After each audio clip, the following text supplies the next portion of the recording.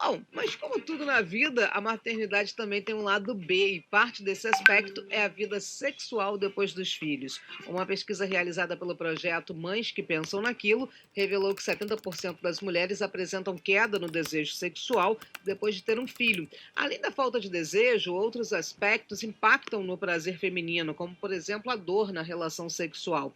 A pesquisa mostrou que mais da metade das mulheres sente dor ou desconforto durante o sexo depois do parto. Foi por essas e outras questões que a publicitária e empresária Carol Martins e a jornalista e empresária Leda San Giorgio decidiram criar um projeto para discutir a sexualidade pós-maternidade. Vamos saber como é que surgiu essa ideia? Falando, conversando com a jornalista e empresária integrante do projeto Mães que Pensam Naquilo, a Leda San Giorgio. Boa noite, Leda. Oi, Glaucia, boa noite. Tudo bem com você? Tudo jóia, tirando frio, tá tudo bem. Olha, eu acho que esse frio, para quem é carioca mesmo, de verdade, é uma coisa assim que a gente nem imaginava, né, Leda? Não, é verdade. Eu não sou carioca, eu sou paulista, mas mesmo assim, até para os nossos padrões, tá acima Ah, da você média. está em São Paulo, verdade, mas São Paulo tá pior do que no Rio. Então, Tá aqui mais tá bem frio, frio. né? Uhum. E vocês já estão mais acostumadinhos com frio. Pois é, então a gente precisa de muito sexo para aquecer aqui o corpo e o coração, né? Verdade, mas dizem, Leda, que nesse frio a gente não consegue nem sair debaixo do edredom, que dirá fazer sexo, Não, é concordas? verdade, é verdade. Mas assim, eu tenho uma bebê de 1 ano e 5 meses, então eu Aham. acabo saindo muito da cama para poder acudi-la no berço, enfim, né? Então, o frio é de sofrer mesmo. Vem cá e me diz uma coisa, foi depois da bebê que você resolveu levar adiante esse projeto? Não, na verdade, tudo começou com a Carol, que é a minha parceira no projeto, né?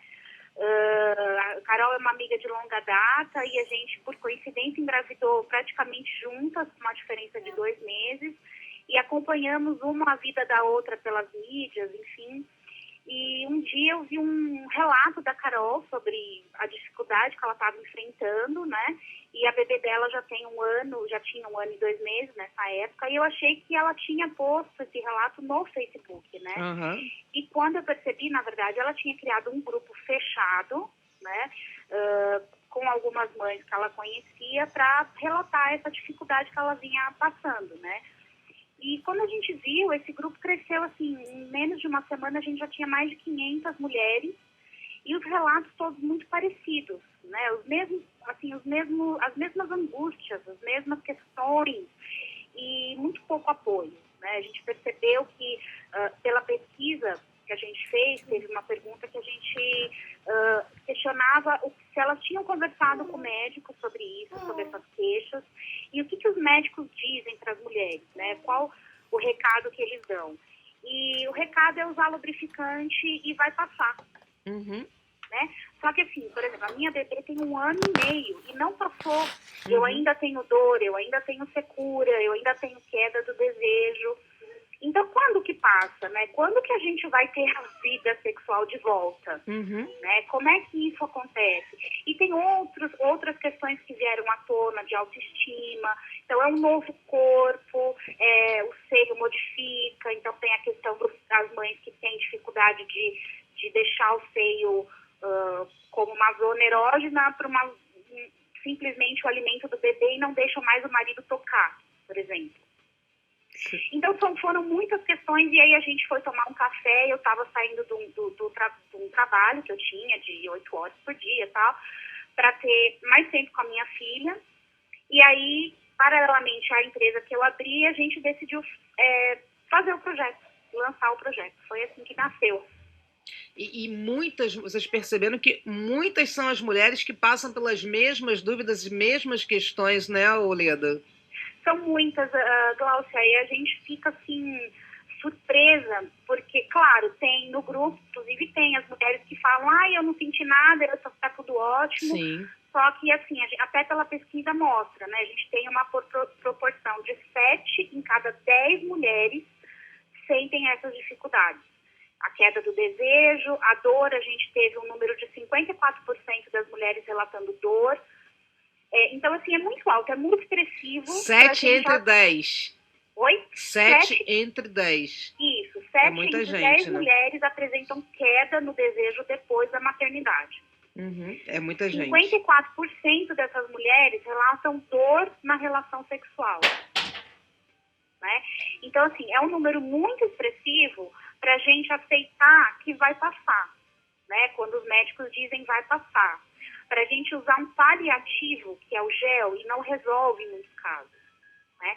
Então, assim, o nosso projeto, ele vai discutir, a gente tem médicos já parceiros do projeto, nossa ideia é promover eventos, discussões, matérias, para estar discutindo, para empoderar a mulher, para ela poder, sabe, ter uma iniciativa de, sim, eu quero ter uma vida sexual legal depois dos filhos, né? Não é natural você abdicar da vida sexual porque você teve um filho. Eu acho que as coisas têm que ser, elas têm que correr paralelamente. Claro, até porque não adianta você estar feliz com o filho, mas não estar feliz com o seu marido, estar feliz com a sua vida, né? Exatamente. A gente sabe, isso não é segredo, que muitos casamentos, eles acabam no primeiro ano da criança, né? Justamente porque existe um descompasso muito grande, e aí a gente não está falando só de sexo, claro. A gente está falando do relacionamento homem-mulher. Né? Então, como é que fica esse relacionamento? Tem um terceiro, uma pessoinha ali no meio, né? Do marido e da mulher. Então, falta tempo para a gente sair para namorar, falta tempo para namorar em casa, né? Falta tempo para a mulher se cuidar, para a mulher se arrumar. Então, como que a gente, claro, a gente não vai solucionar o problema geral das pessoas, né? Mas a ideia é a gente estar abrindo essa discussão, né, na sociedade como um todo. Esse é o objetivo. E o que as mulheres falam, Leda? Elas conversam com os maridos, elas trocam ideia em relação a isso? Porque acaba sendo, você estava falando até do final do relacionamento, mas filho é uma coisa que tem que ser compartilhada em todos os sentidos, né? Inclusive no sentido, no fator sexo, né? No fator desejo. Os maridos participam disso? Isso foi um fato revelador. A gente achava que ia vir um número baixo de mulher. A gente fez a pergunta na pesquisa se elas conversavam com os parceiros a respeito de sexo. A gente ficou surpresa, foi positivo. 84% das mulheres conversam com os parceiros sobre sexo. E eu acho que o homem está mais amadurecido também nos dias de hoje. A gente tem um perfil diferente, a gente não tem homens tão machistas assim.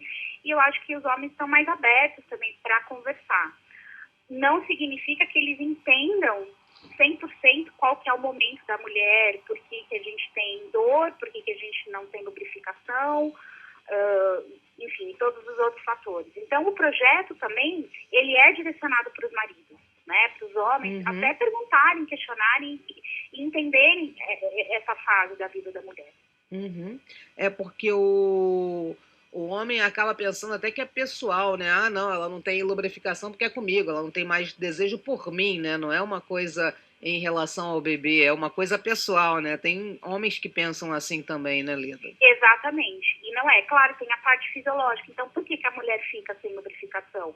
Porque a própria amamentação, ela inibe a produção do estrogênio, que é o hormônio feminino, responsável pelo desejo e pela lubrificação. Então, normalmente, as mulheres que amamentam, elas não vão ter. Por isso que os médicos indicam o gel, né?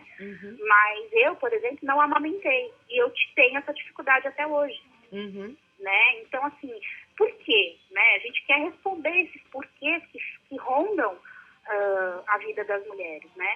Então, é muito interessante. A pesquisa corroborou vários estudos científicos que já existem sobre esse assunto, né?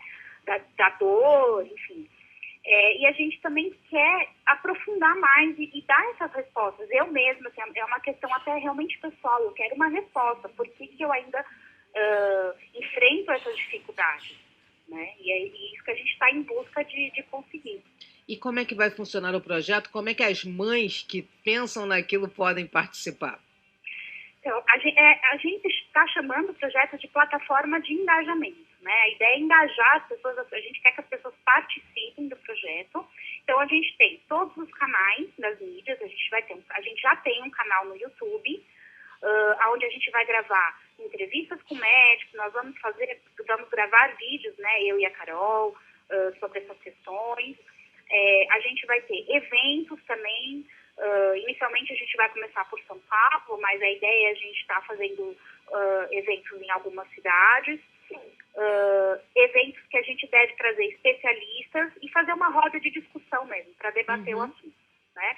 A gente tem os artigos e as matérias no nosso blog, que ainda não está no ar, ainda deve estar entrando essa semana, e o Facebook, que a gente está alimentando e vai alimentar, enfim, diariamente aí com vários conteúdos interessantes.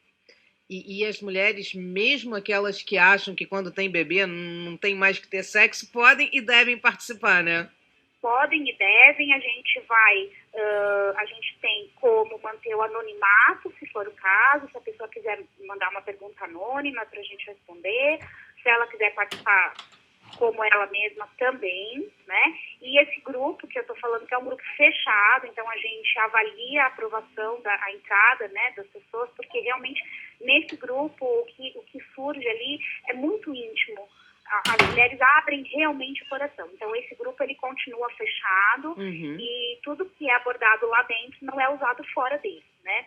Mas já a página do Facebook do projeto, ela já é aberta, enfim. Então as mães podem participar de todas as maneiras. Os homens são bem-vindos na página no Facebook? Na página do Mães que Pensam Naquilo, eles são muito bem-vindos. Até para eles compartilharem também como é que eles lidam com isso com as suas esposas, né? Exatamente. Exatamente. Como eu disse, é também para os homens, para os pais, né, especificamente. Para saber um pouquinho mais do que a gente pensa, né? O que a gente está passando naquele momento, né, galera? Exatamente, exatamente. Tá certo. Então é facebook.com/mães que pensam naquilo. Isso. Aí lá eles encontram o site, o canal no YouTube, todas as outras mídias dá para acessar pelo Facebook. Tá certo. Bacana. E tomara que o negócio cresça e que vocês consigam discutir isso dessa maneira tão natural como tem que ser discutido mesmo, né? Acho que em pleno ano de 2016, metade do ano de 2016, a gente não tem que ter mais vergonha de falar sobre sexo. Sexo é uma coisa natural, tá aí. E as mulheres, elas têm bebês, sim, mas elas também têm direito a terem seus momentos de prazer, né? Exatamente, porque eu tenho uma frase que eu digo assim, Glaucia, antes de sermos mães, somos mulheres. Sim. Certo? E é sendo mulheres que nós vamos educar bem os nossos filhos, né? Ou melhor ainda, os nossos filhos, né? Exatamente. Tá certo, Leda. Parabéns pelo projeto. Glaucia, Obrigada pela boa sua noite. participação. Sucesso aí para vocês. Obrigada. E até uma próxima oportunidade. Até a próxima, Glaucia. Obrigada. Tchau, tchau. Boa noite. Olha, a gente conversou com a Leda San Jorge, jornalista, empresária, integrante do projeto Mães que Pensam Naquilo. Você pode acessar pelo facebook.com/mães que pensam naquilo, tá certo? Confirmando 6h25.